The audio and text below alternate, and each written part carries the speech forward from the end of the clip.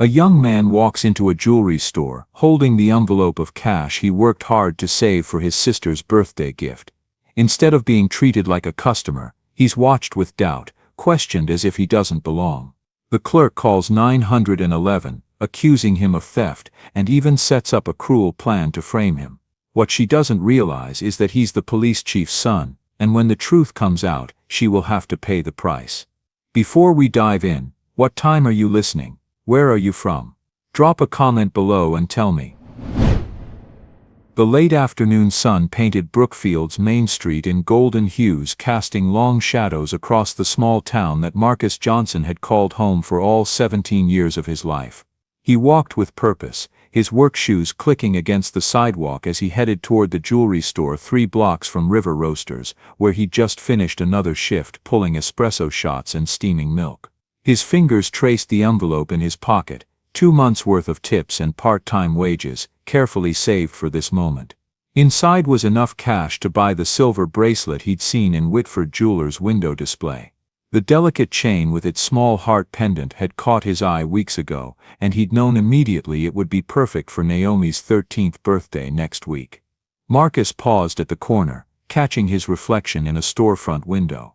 His dark hoodie was wrinkled from work, and he could smell the coffee beans on his clothes. For a moment, doubt crept in. Maybe he should have gone home first, changed into something nicer. But the store closed in 30 minutes, and tomorrow was Sunday. This was his only chance. Just buy it and get home, he whispered to himself, straightening his shoulders. Don't let anyone mess with your head. He unzipped his hoodie as he walked, letting it hang open to reveal his River Roasters polo shirt underneath. The gesture felt small but important, a way to show he was employed, respectable, just a teenager buying a gift for his sister. The bell above the door chimed as Marcus entered Whitford Jewelers. The store was smaller than it appeared from outside, with glass display cases forming a U-shape around a carpeted center area. Classical music played softly from hidden speakers, and the air smelled like leather and glass cleaner. 2 other customers browsed quietly, an elderly woman examining earrings and a middle-aged man looking at watches. Behind the main counter stood Linda Whitmore, a woman in her 40s with perfectly styled blonde hair and a navy blazer. She looked up as Marcus entered, and something shifted in her expression, a subtle tightening around her eyes. "Good evening," Marcus said, approaching the counter with what he hoped was a confident smile. "I'd like to look at one of the silver bracelets in the window display, please." Linda's gaze traveled from his face down to his clothes and back up again. "The heart pendant bracelet, yes ma'am." She didn't move immediately. "That's a rather expensive piece, $247 plus tax." Marcus reached for his envelope. "I have the money." Linda studied him for a moment longer before walking slowly to the window display. She retrieved the bracelet with exaggerated care, holding it as if Marcus might snatch it from her hands. The silver chain caught the store's lights, creating tiny flashes that reminded Marcus of his sister's smile. "Cash, I assume?" Linda asked, placing the bracelet on a black velvet pad but not pushing it toward him. "Yes, ma'am." Marcus pulled out the envelope and began counting the bills on the counter. "I work at River Roasters, been saving up." "Working where exactly?" The question carried an edge that made the other customers glance over. "River Roasters, the coffee shop on Elm Street." Linda picked up the bracelet, holding it away from him. "And this is all legitimately earned money?" The question hit Marcus like a slap. Heat rushed to his cheeks, but he kept his voice level. "Yes, ma'am. Would you like me to call my manager, or my mother? She's Police Chief Johnson." Linda's expression didn't change. "Anyone can claim anything. The total with tax comes to $262.93. Marcus looked down at his carefully counted bills. He was short by nearly $3. His heart sank, but then he remembered the tips in his pocket from today's shift. He pulled out a handful of ones and quarters, counting quickly. "I have it," he said, adding the additional money to the pile. Linda made no move to take the cash. "I'd like to see some identification. For purchases over $200. Marcus pulled out his driver's license and placed it on the counter. Linda studied it far longer than necessary, comparing the photo to his face multiple times. "Marcus Johnson, 17 years old. Yes, ma'am." Finally, Linda reached for a small jewelry box. As she did, Her elbow knocked against the velvet pad, sending the silver bracelet sliding across the glass counter. Marcus instinctively reached out to catch it, but his fingers only managed to deflect its path. The bracelet hit the floor with a soft chime of metal against tile. "Oh no," he said, immediately bending down to retrieve it. "I'm sorry, I was just trying to. Don't touch that." Linda's voice cut through the store like a whip crack. "Step away from it right now." Marcus froze, the bracelet just inches from his fingertips. He looked up at Linda, confused by the sudden venom in her voice. "Ma'am, I was just picking it up. It fell when you— I saw what you did. You deliberately knocked that bracelet off the counter." The fluorescent lights of Whitford Jewelers suddenly felt too bright as Linda Whitmore gripped the phone with white knuckles. Marcus stood frozen near the counter, the silver bracelet still lying on the floor between them like evidence of a crime that had never been committed. "What? No, I didn't. You knocked it off with your elbow." "I was trying to catch it," but Linda was already moving around the counter, her face flushed with apparent outrage. "Don't lie to me. I saw you reach for it. You were trying to steal it." The accusation hit Marcus like a physical blow. He straightened up slowly, his hands raised in a gesture of innocence. "Ma'am, that's not what happened. The bracelet fell when you reached for the box. I was trying to help." "Help yourself, you mean?" Linda was almost shouting now. The elderly woman had backed away, her face pale with shock. The man with the watches had his phone out, recording.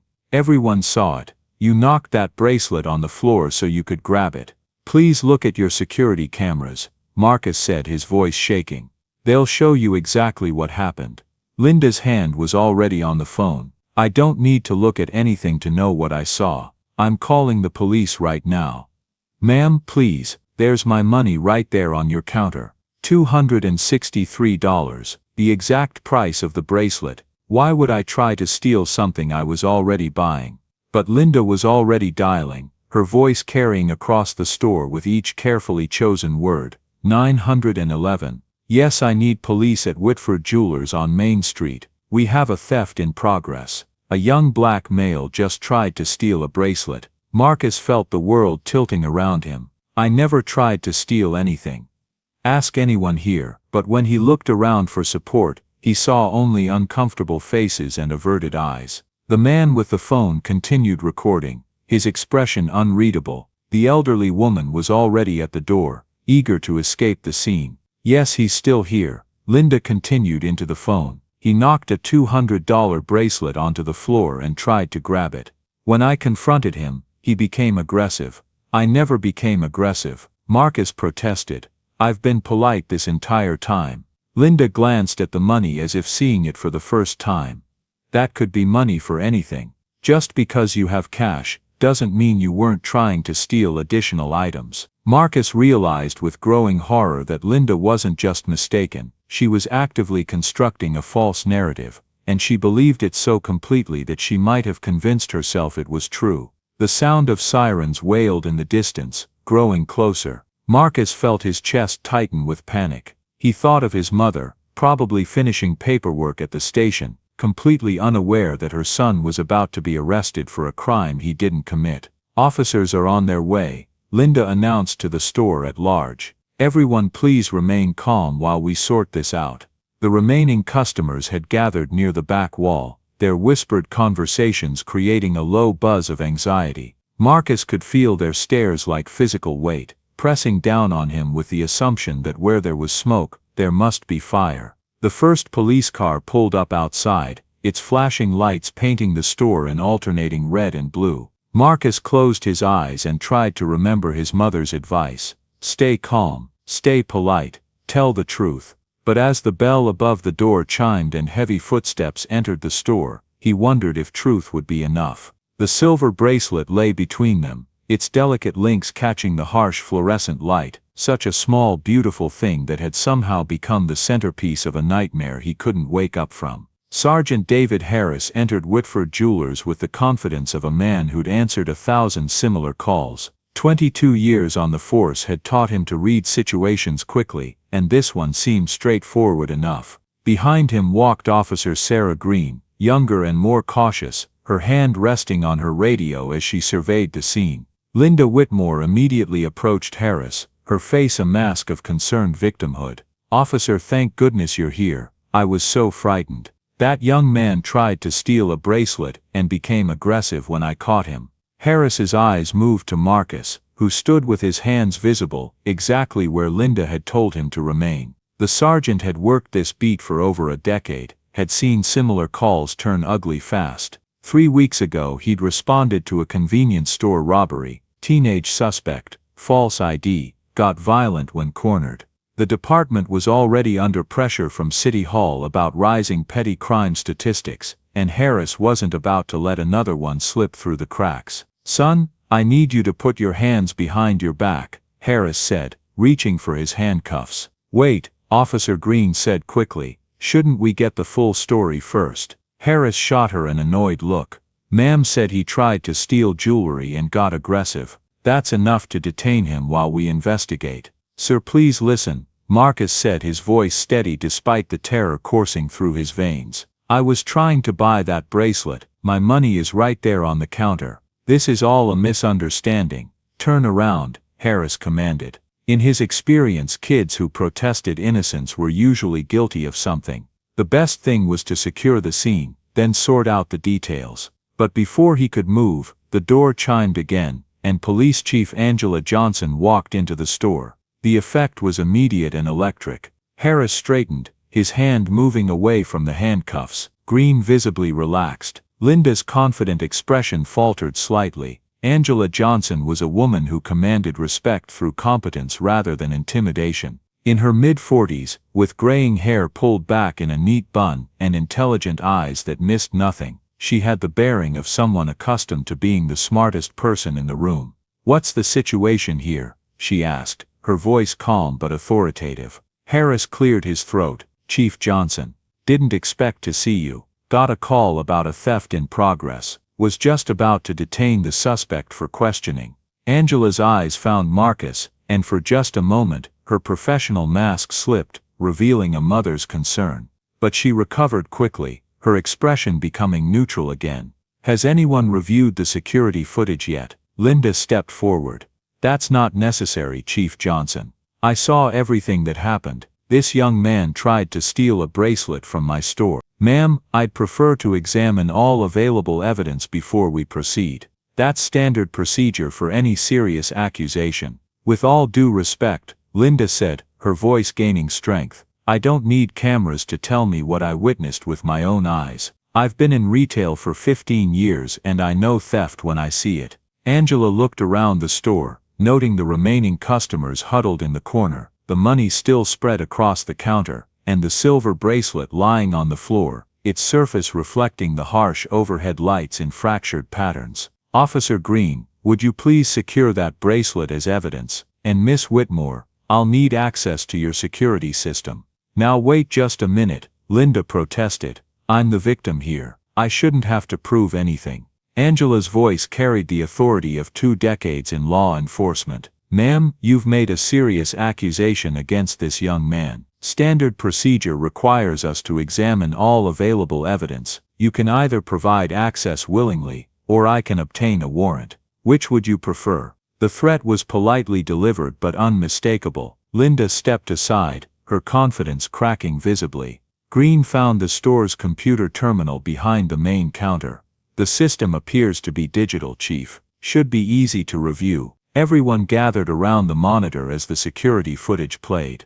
The image quality was excellent, clearly showing Marcus approaching the counter, speaking politely with Linda, counting his money, and presenting his ID. They watched Linda's increasingly suspicious questioning, her reluctant retrieval of the bracelet, and then the crucial moment when her elbow knocked the velvet pad, sending the bracelet sliding across the counter. The footage showed Marcus instinctively reaching out to catch the falling bracelet, his movement clearly defensive rather than grasping. It showed Linda's immediate explosive reaction, and Marcus's confused attempt to explain what had actually happened.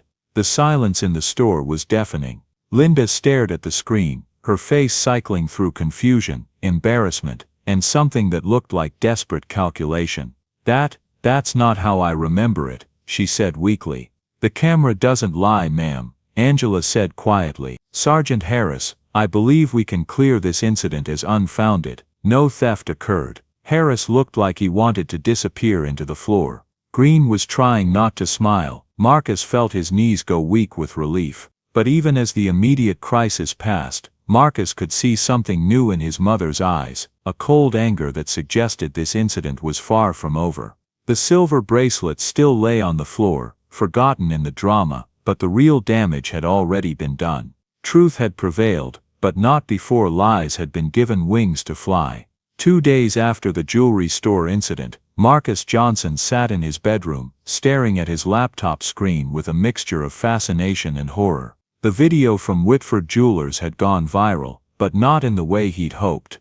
The customer's recording began in the middle of Linda's accusations and ended with his obvious relief when the cameras cleared him.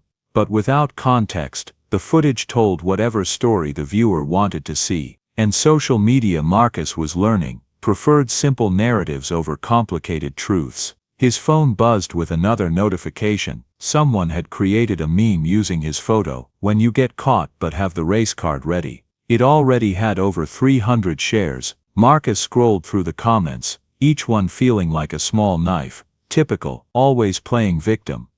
Notice how he knew exactly where the cameras were. Planned from the start. Store employee was just being cautious, better safe than sorry. There were supportive voices too, people outraged by Linda's behavior, praising Marcus for his composure, but they were drowned out by a tide of suspicion that seemed to grow by the hour. His mother appeared in his doorway, holding her own phone. The video has 60,000 views now. I've seen the comments. Angela sat on the edge of his bed. "Marcus, I need you to make a decision. Do you want to respond publicly? Set the record straight." Marcus looked up from his laptop. For the past 2 days he'd watched other people tell his story, twist his words, judge his character based on a 2-minute video clip.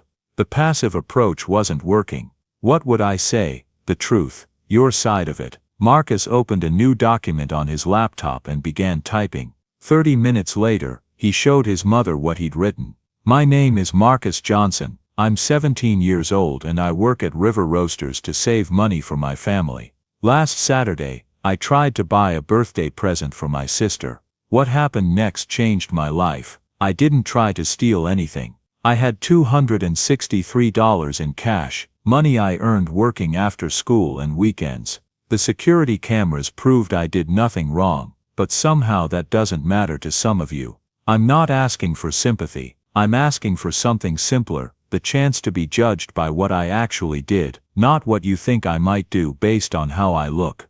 To those who supported me, thank you. To those who didn't, I understand. Sometimes it's easier to believe the worst about people than to consider you might be wrong. I'm going back to work tomorrow. I'm going to keep saving money, and I'm going to give my sister the bracelet I bought, because that's what this was always about." Angela read it twice. "You sure you want to post this? I'm tired of other people speaking for me." Marcus posted the statement on his social media accounts, then made a decision that surprised even himself. He turned off his phone and went to work. At River Roasters, his manager Dave pulled him aside. "How are you holding up, kid? Better now that I'm doing something instead of just watching." "Good attitude. Listen, corporate called again, but I told them what I told them before. Your register balances, customers like you, and I don't care what random people on the internet think. You've got a job here as long as you want it." The afternoon shift passed quietly until about 3 p.m., when a familiar figure walked through the door. Linda Whitmore stood in the entrance, looking uncertain for the first time since Marcus had met her. "We're closed for a private event," Dave said immediately, moving to block her path to the counter. "I just wanted to speak to Marcus for a moment." Marcus looked up from the espresso machine he was cleaning. "It's okay, Dave. What do you want, Miss Whitmore?" Linda approached the counter hesitantly. "I wanted to apologize for Saturday. I was wrong." "Yes, you were. The thing is, we've had problems with theft lately. Inventory shortages, suspicious customers. I was on edge, and I made assumptions, bad ones." Marcus studied her face, looking for sincerity. And I'm sorry. I spoke to the reporter who's been calling about the story. I told them what really happened. A little late for that, don't you think?" Linda's face reddened. I'm trying to make this right. No, Marcus said quietly. You're trying to make yourself feel better. There's a difference. After she left, Dave clapped Marcus on the shoulder. Well handled, kid. Professional but honest. That evening Marcus checked his phone for the first time since posting his statement. The response had been overwhelming. Thousands of shares, hundreds of comments, and dozens of messages from other young people sharing their own stories of being judged unfairly. But what caught his attention was a news alert. Whitford Jewelers employee apologizes, admits to racial profiling. The article quoted Linda extensively, and for the first time, her story matched what had actually happened. It was progress, but Marcus knew it wasn't enough. The damage had been done, and apologies couldn't undo viral infamy. His mother found him in the kitchen later that evening, reading messages of support on his laptop. How does it feel to fight back? She asked. Strange, Marcus admitted. Good but strange, like I'm not just Marcus anymore. I'm a symbol of something bigger. You are, whether you wanted to be or not. Marcus looked at the silver bracelet sitting in its box on the counter, waiting for Naomi's birthday tomorrow. Such a small thing to have caused so much chaos, but also the reason he'd found his voice. Mom, what if this isn't over? What if people don't want to let it go? Angela sat beside him. Then we keep telling the truth, over and over until it sticks. Outside, Brookfield settled into another quiet evening, but Marcus knew that his relationship with his hometown had changed forever. He was no longer the anonymous teenager who could move through his community unnoticed, but maybe, he thought, that wasn't entirely a bad thing. Maybe it was time to be seen.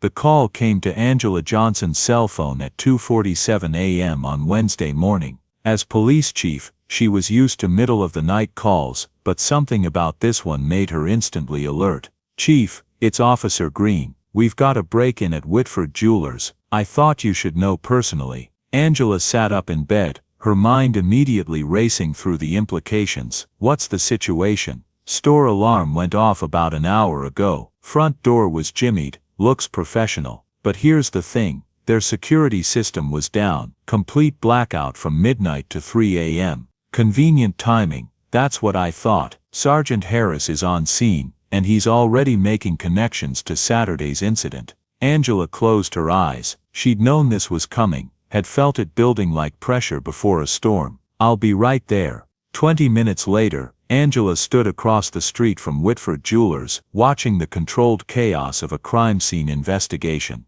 The store's front window was intact, but the door showed clear signs of forced entry. Inside, display cases had been opened, and several trays of jewelry were missing. She found Harris near the store's entrance, his flashlight beam cutting through the darkness as he documented the scene. When he saw her approaching, his expression tightened. Chief, didn't expect to see you here. It's my jurisdiction, Sergeant. What do we know? Harris gestured toward the damaged door. Professional job. Someone knew exactly what they were doing. Disabled the security system, got in and out clean. He paused, letting the implication hang in the air. Someone with inside knowledge of this place.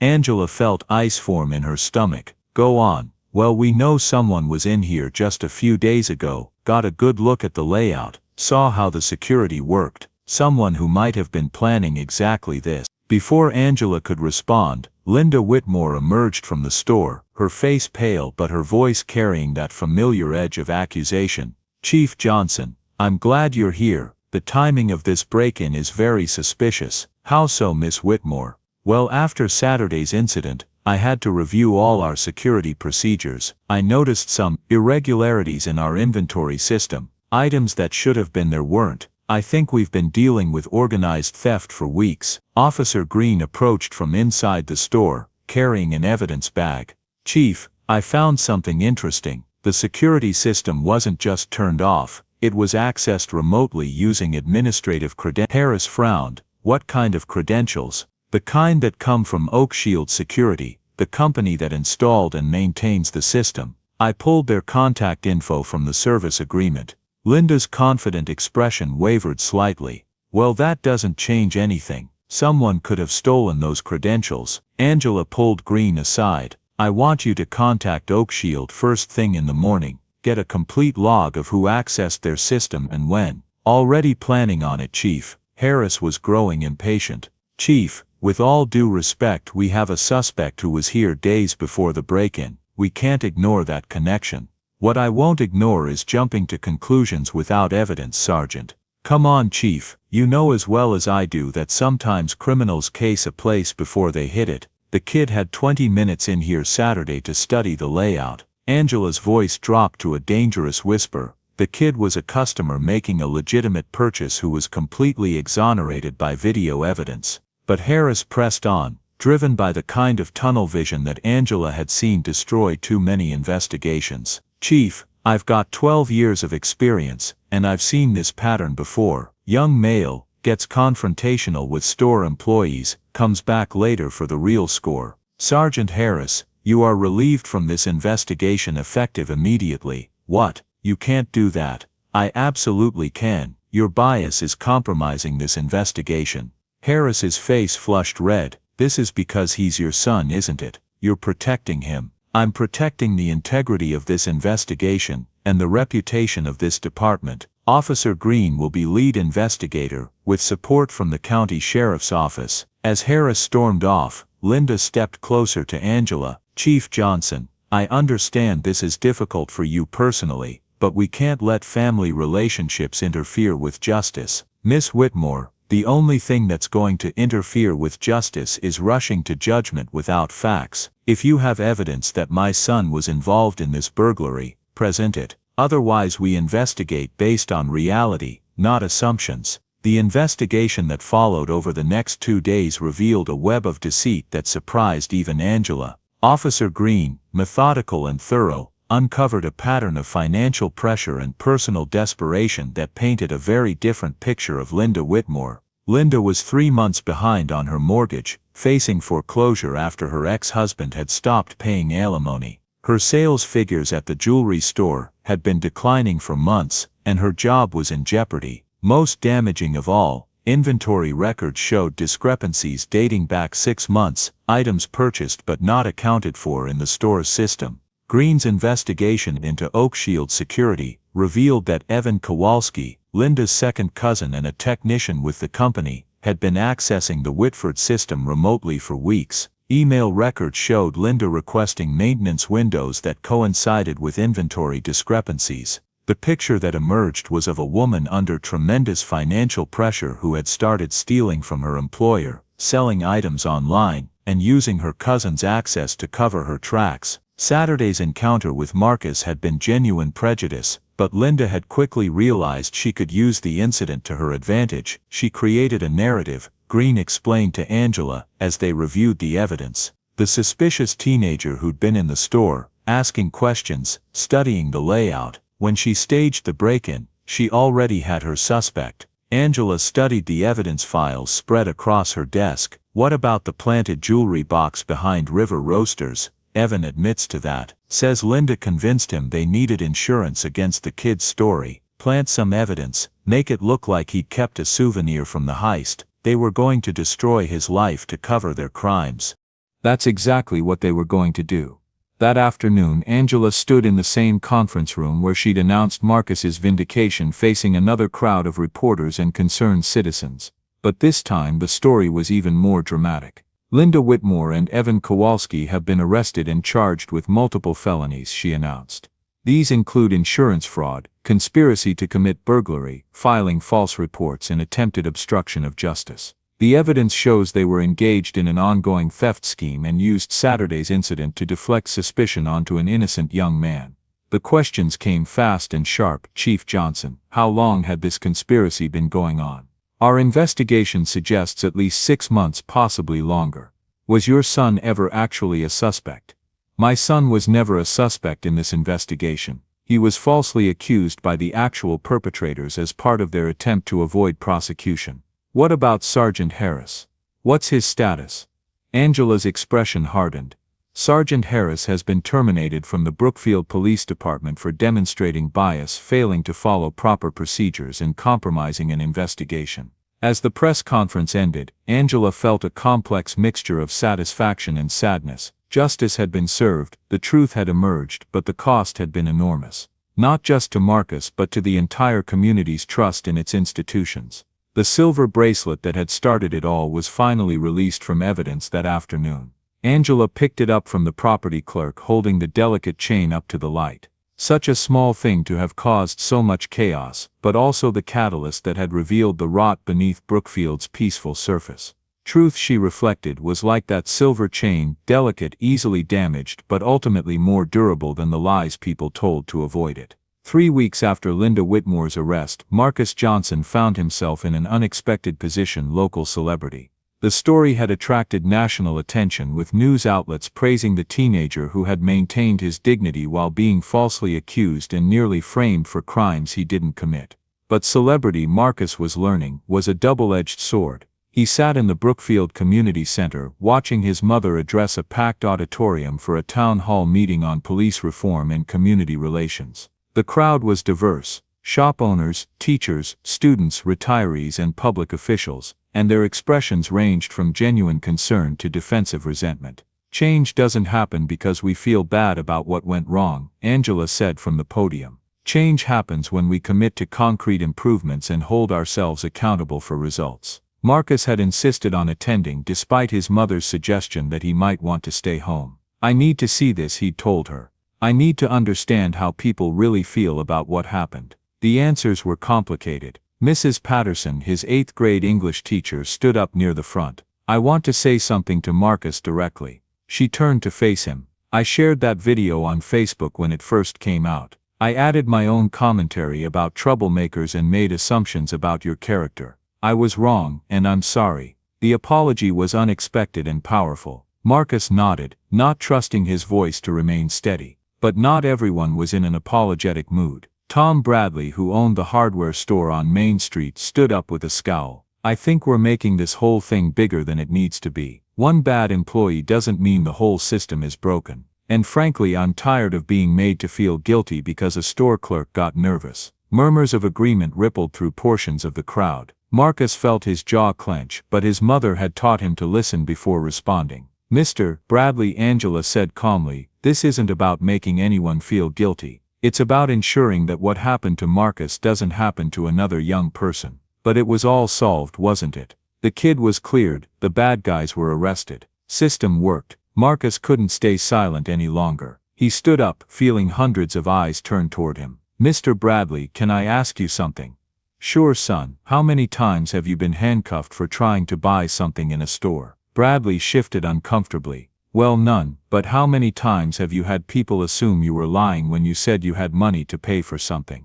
"That's not really. How many times has your name been spread across the internet with people calling you a criminal based on a video they didn't understand?" The room fell silent. Bradley sat down without answering. Marcus remained standing. "The system didn't work, Mr. Bradley. It failed spectacularly. The only reason I'm not in jail right now is because my mother is the police chief and she insisted on seeing security footage that other officers wanted to ignore." Angela watched her son with pride as he continued. "I'm not angry anymore. I was for a long time, but anger doesn't solve anything. What solves things is people like Officer Green, who followed evidence instead of assumptions. What solves things is people like Mrs. Patterson, who had the courage to admit they were wrong. What solves things is you, Mr. Bradley, being willing to consider that maybe the system isn't as fair as you thought it was." Marcus sat down to scattered applause. His mother's expression told him he'd said exactly what needed to be said. The meeting continued for another hour, with discussions of new police training protocols, civilian oversight committees, and community dialogue programs. Not everyone was convinced that changes were needed, but enough people were engaged that Marcus felt hopeful. After the meeting, as people filed out, several classmates and community members approached Marcus. Some offered apologies, others simply wanted to express support. The conversations were awkward but necessary. Officer Sarah Green, who had been in the audience, stopped by as the crowd thinned. "Marcus, I wanted you to know that Linda and Evan both pleaded guilty today. Linda got 2 to 4 years, Evan got 18 months to 2 years. "Good," Marcus said simply. "There's something else." Linda's lawyer approached the DA about a civil settlement. She wants to avoid a lawsuit. Marcus looked at his mother. "What do you think?" Angela considered carefully. "That's entirely your decision. Money can't undo what happened, but it could be put to good use." college fund, donations to civil rights organizations, whatever feels right to you. I'll think about it. As they walked home through Brookfield's quiet streets, Marcus reflected on how much had changed. The town looked the same, but his relationship to it felt fundamentally different. He was no longer anonymous, would probably never be anonymous again in this place. Any regrets about speaking up tonight? Angela asked. None. I'm tired of other people telling my story. If I'm going to be famous for this, I want it to be because of what I actually said, not what other people said I meant. They passed the empty storefront that had once housed Whitford Jewelers. The for lease sign in the window caught the streetlight, and Marcus remembered the first time he'd seen the silver bracelet in that display. It seemed like years ago instead of weeks.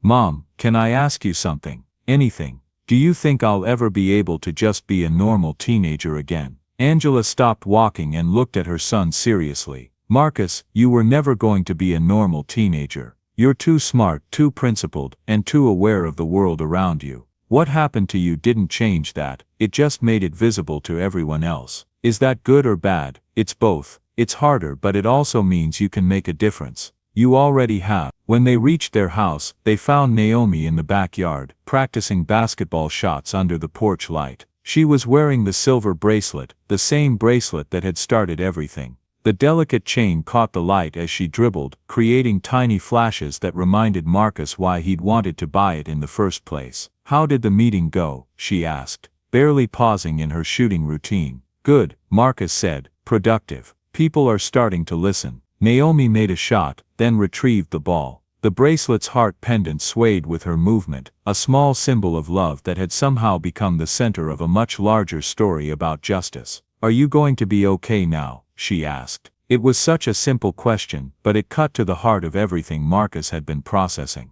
I think so, different than before, but okay.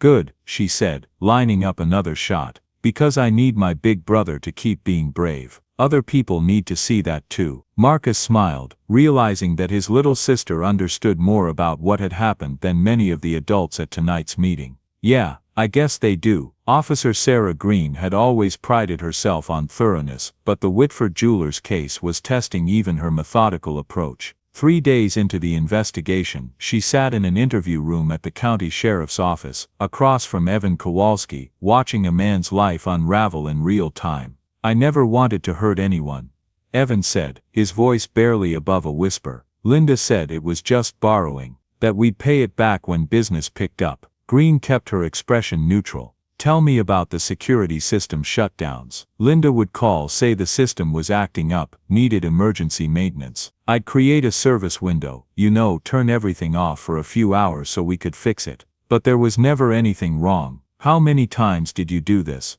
Maybe 8 times over the past 6 months. She said inventory was disappearing, and she needed to catch whoever was doing it. Said the cameras were missing things. Green had already reviewed the security logs. There had been no system malfunctions, no missed thefts. Linda had been creating opportunities to steal. Evan, tell me about Linda's financial situation. His face crumpled. She was drowning. After the divorce, Rick stopped paying alimony, said she could take him to court if she wanted it. But lawyers cost money she didn't have. The house was going into foreclosure. She was working 2 jobs just to keep the lights on. Green felt a familiar twist in her stomach, the moment when a criminal became human, when black and white moral certainty gave way to the gray complexity of real life. Linda Whitmore was still guilty of fraud, conspiracy, and attempting to frame an innocent teenager. But she was also a desperate woman who'd made increasingly bad choices to avoid losing everything. When did it start?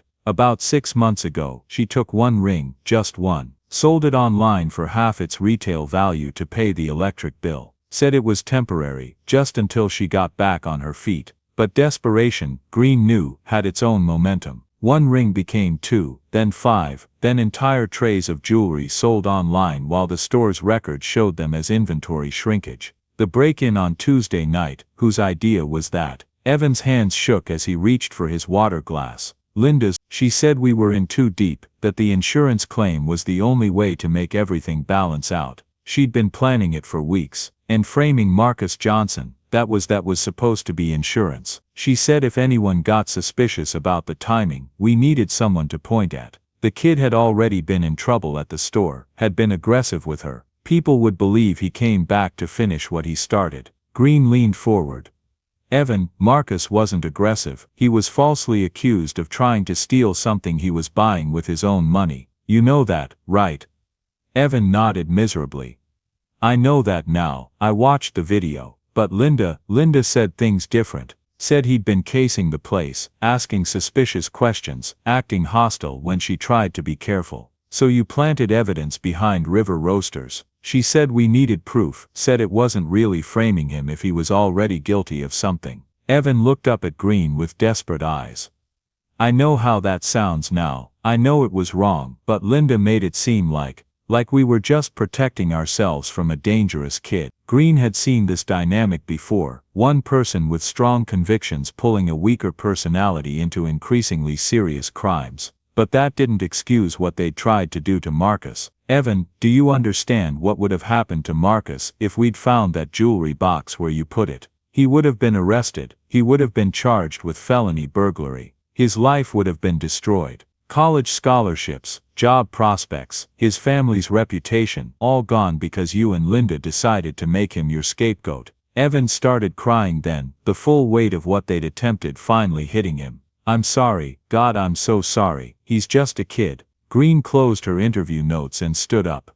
Your remorse is noted, Evan. But Marcus Johnson is going to live with the consequences of your actions for the rest of his life. Every time someone Googles his name, they'll find news stories about this case. Every job interview, every college application, every relationship, this will be part of his story forever. Later that afternoon, Green sat in Chief Johnson's office, reviewing the case files one final time before submitting her report to the district attorney. It's airtight, she told Angela. Linda and Evan are going to plead guilty. The evidence is overwhelming. What's your read on their motivation? Green considered the question carefully. Linda was desperate, made increasingly bad choices, and then decided that destroying a teenager's life was acceptable collateral damage for saving her own skin. Evan got pulled along, and didn't have the backbone to say no. Any regrets about how we handled the investigation? Just one, Green said. I wish I'd trusted my instincts from the beginning.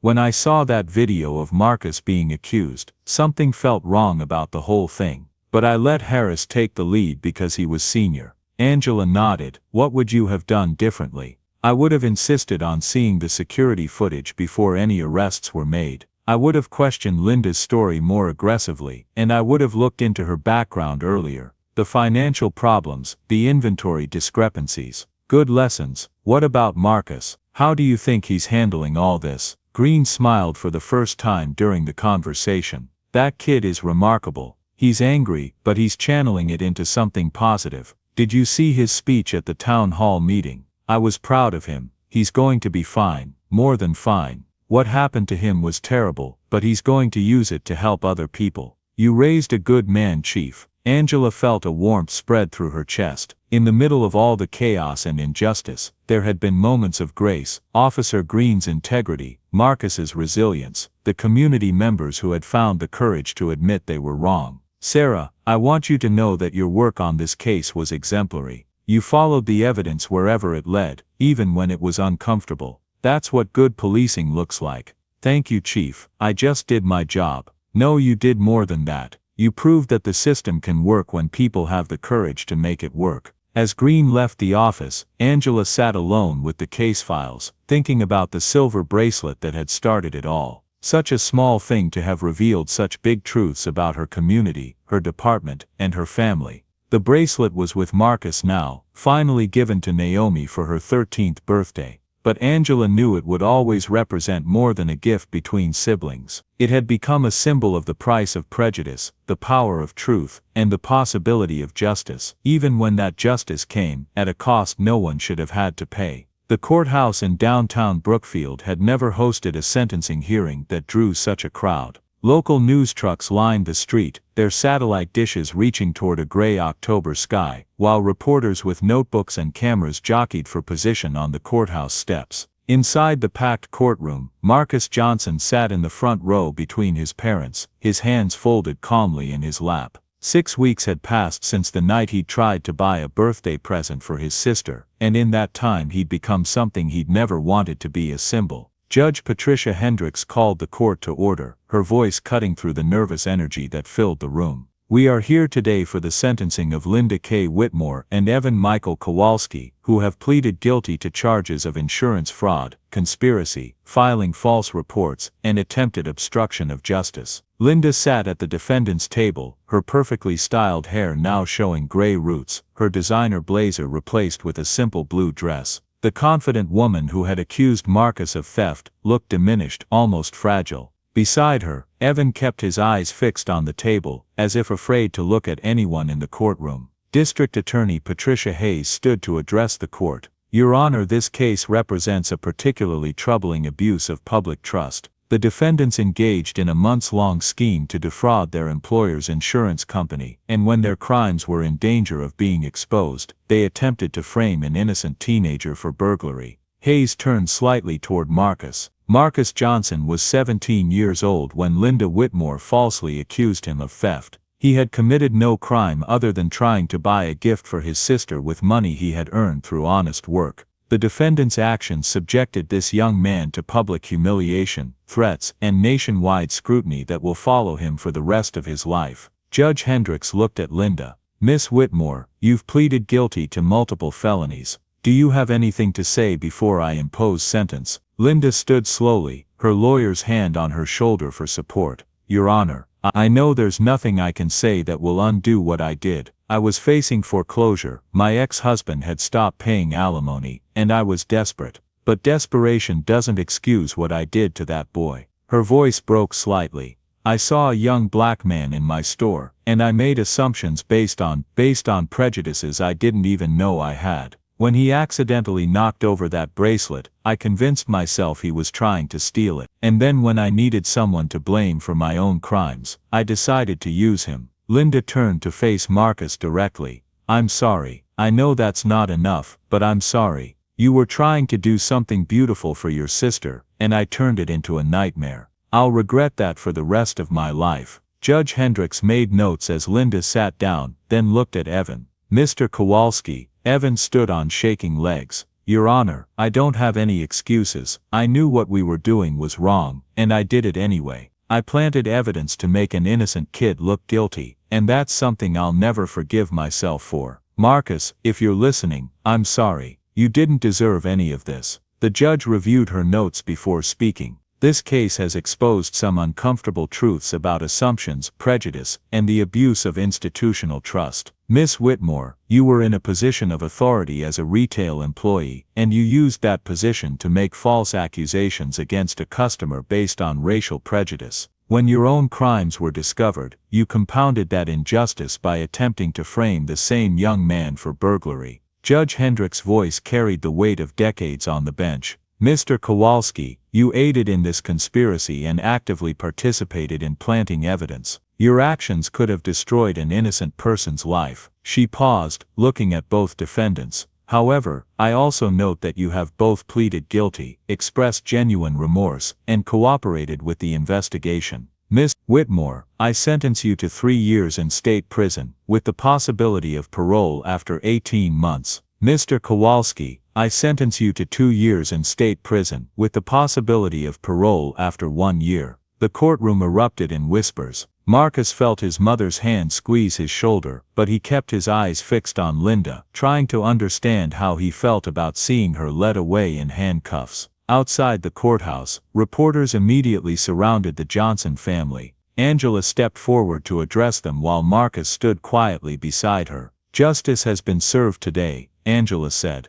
The people responsible for this conspiracy have been held accountable. But let's not forget what this case really represents: a young man who was victimized twice, first by false accusations, and then by an attempt to frame him for crimes he didn't commit. A reporter called out, "Chief Johnson, what's next for your family?" What's next is that we continue to work for a community where every young person is judged by their actions, not by assumptions based on their appearance. What's next is that we remember that justice isn't just about punishing wrongdoers, it's about protecting the innocent. Another reporter turned to Marcus. Marcus, how do you feel about the sentences? Marcus stepped forward, his voice steady and clear. I feel like truth won today. Not just about what happened to me, but about what happens to a lot of people who don't have security cameras to prove their innocence, or a police chief or a mother. Are you satisfied with the sentences? Marcus considered the question carefully. Prison time won't undo what they did to me. It won't erase the things people said about me online, or the assumptions they made about my character. But it sends a message that there are consequences for trying to destroy someone's life to cover up your own crimes. What's your message to other young people who might face similar situations? Tell the truth, even when it's scary. Ask for help, even when it's hard. And remember that sometimes the people who are supposed to protect you might not, but there are always people who will stand up for what's right, if you give them the chance.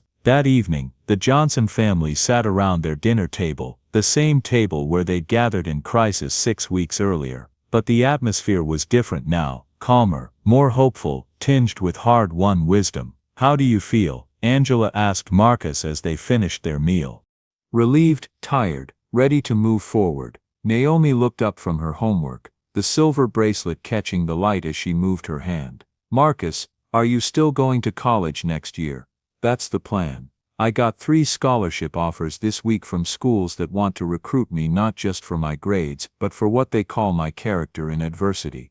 Angela smiled. Any idea which one you're leaning toward? Marcus grinned. The one that's farthest from any jewelry stores. They all laughed, and for a moment they were just a family again. Not a symbol, not a news story, just 3 people who loved each other and had survived something terrible together. But as they cleared the dishes and prepared for another ordinary evening, Marcus knew that ordinary was something he'd earned back through extraordinary circumstances. The silver bracelet on his sister's wrist would always remind him of the day his life changed forever, but it would also remind him that love, pure, simple, honest love, was stronger than hate, prejudice or fear. Outside, Brookfield settled into another quiet night, a small town that had learned some hard lessons about itself and was slowly, imperfectly trying to do better. And in the Johnson household, a family that had been tested by injustice and emerged stronger, looked toward a future they would build together, one truthful moment at a time. 6 months after the night that changed everything, Marcus Johnson stood behind the espresso machine at River Roasters, watching steam rise from the milk he was preparing for a regular customer's latte. The morning rush was winding down, and sunlight streamed through the coffee shop's windows, casting warm patterns across the wooden floor. The bell above the door chimed, and Marcus looked up to see a familiar face, Mrs. Patterson, his former 8th grade English teacher, approaching the counter with a nervous smile. "Good morning, Marcus. Could I get a medium dark roast, please?" "Of course, Mrs. Patterson." Marcus poured her coffee, his movements practiced and confident. "How are things at the school?" "Good. Different, but good. We've implemented some new programs, diversity training for staff, bias awareness workshops. Your story, it made a lot of us realize we needed to look at our own assumptions." Marcus handed her the coffee, accepting her payment with a nod. "I'm glad something positive came out of it." Mrs. Patterson hesitated, then leaned closer to the counter. "Marcus, I want you to know that several of us teachers have been following your story, your college plans. You should be proud of how you've handled everything. Thank you. That means a lot." After she left, Marcus's manager Dave emerged from the back office, carrying a newspaper. "You see the article in today's paper?" Marcus glanced at the headline, "Local Teen Scholarship Initiative Helps Wrongly Accused Youth." Below it was a photo of Marcus shaking hands with the director of a legal aid organization. "The reporter got most of it right," Marcus said, reading over the article. 3 months earlier, he'd used the civil settlement money from Linda Whitmore's lawsuit to establish a small fund that provided legal assistance to young people facing false accusations. It wasn't much money in the grand scheme of things, but it had already helped 2 teenagers in similar situations. "Your mom must be proud." "She is. But she keeps reminding me that the real work is just beginning." That afternoon, Marcus drove to Brookfield High School to speak to a group of juniors about conflict resolution and civic engagement. It was the 5th such presentation he'd given since the trial, and while he'd been nervous about the first one, he'd found his voice as a speaker. The students were engaged and asked thoughtful questions. One young woman near the back raised her hand. "Marcus, do you ever wish none of this had happened to you?" It was a question he'd been asked before, and his answer had evolved over time. I wish it hadn't been necessary. I wish Linda Whitmore hadn't made assumptions about me based on how I looked. I wish I hadn't had to learn about prejudice and injustice the hard way. But I can't honestly say I wish it had never happened, because it taught me things about myself and my community that I needed to know. Like what? Like the fact that most people want to do the right thing, but sometimes they need help figuring out what that is. Like the importance of speaking up for yourself even when it's scary. And like how one person's courage, like Officer Green following the evidence even when it was uncomfortable, can change everything. After his presentation, Marcus drove through downtown Brookfield, past the empty storefront that had once housed Whitford Jewelers. A new business was moving in, a bookstore cafe run by a young couple who'd moved to town specifically because they'd been inspired by the community's response to the controversy. At home, Marcus found his mother in her study, working on a presentation for a law enforcement conference about bias in policing.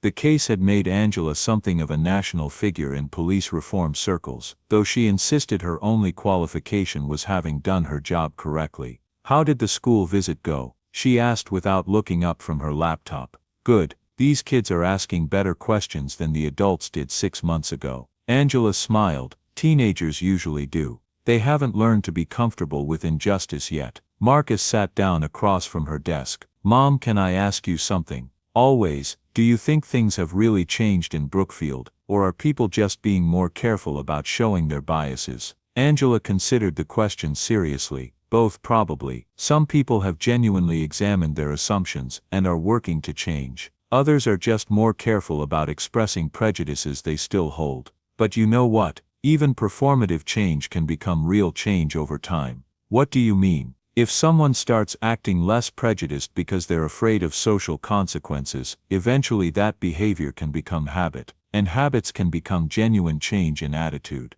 It's not the ideal path, but it's still progress. They were interrupted by Naomi calling from the kitchen that dinner was ready. As they gathered around the table, Marcus noticed his sister still wore the silver bracelet every day, even though it had become more tarnished with age and wear. Naomi, don't you want to get that cleaned? He asked, nodding at the bracelet. She looked down at the darkened silver, then back at her brother. No, I like it better this way. It looks like it has stories to tell. After dinner, the family settled in the living room to watch the news. The lead story was about a police reform bill that had passed the state legislature, incorporating many of the recommendations that had emerged from the Brookfield case. Marcus found himself quoted in the coverage, his words from the courthouse steps being replayed once again. Do you ever get tired of being the face of this issue? Angela asked. Sometimes, but then I think about all the kids who don't have video evidence or a police chief for a mother, and I figure I can handle a little media attention if it helps them. Later that evening, Marcus sat in his bedroom, working on his college application essays. One prompt asked him to describe a challenge he'd overcome and what it had taught him about himself. He stared at the blank page for a long time before beginning to type. 6 months ago, I learned that being innocent isn't the same as being safe. I learned that truth doesn't always speak as loudly as lies, and that justice sometimes requires people to be braver than they want to be. But I also learned that there are people who will stand up for what's right, even when it's difficult. I learned that communities can change, slowly and imperfectly, but genuinely. And I learned that sometimes the worst thing that happens to you can become the foundation for the best thing you can do for others. I still have that silver bracelet, the one that started everything. My sister wears it every day, and when the light catches it just right, it creates small flashes that remind me why I wanted to buy it in the first place. Because love is worth fighting for, because family is worth protecting, and because sometimes the smallest gestures carry the biggest meanings. Marcus saved his essay, and closed his laptop, then walked to his window and looked out at the quiet streets of Brookfield. In the distance he could see the lights of downtown, including the building that would soon house the new bookstore cafe. Change was coming to his hometown, slowly and sometimes reluctantly, but definitely. New businesses were opening, new conversations were happening, and new questions were being asked about old assumptions. It wasn't perfect, and it wasn't fast enough for everyone who needed it. But it was real, and it was happening because people had found the courage to demand better from themselves and their community. Marcus turned off his bedroom light and settled into bed, thinking about the scholarship interviews he had scheduled for next month, the legal aid cases his fund was helping with, and the presentation he'd been asked to give at a national conference on youth advocacy. Tomorrow would bring new challenges and new opportunities to make a difference. But tonight, he was just Marcus Johnson, 17 years old, lying in his childhood bedroom in a small town where he'd learned some hard truths about the world and himself. Outside his window, Brookfield slept peacefully under a canopy of stars, a community that had been forced to confront its imperfections and was slowly determinedly working to become worthy of the young man it had almost failed. And in the kitchen below, a silver bracelet caught the moonlight filtering through the window, its tarnished surface holding the reflections of all the stories it had witnessed. Stories of prejudice and justice, of fear and courage, of a family's love strong enough to survive the worst that the world could throw at them. The bracelet would continue to darken with time, each day adding to the patina of experience. But like the community that had been transformed by the events it helped set in motion, it would endure, scarred but stronger, changed but still beautiful, a reminder that even the most tarnished things could shine when the light hit them just right. Join us to share meaningful stories by hitting the like and subscribe buttons. Don't forget to turn on the notification bell to start your day with profound lessons and heartfelt empathy.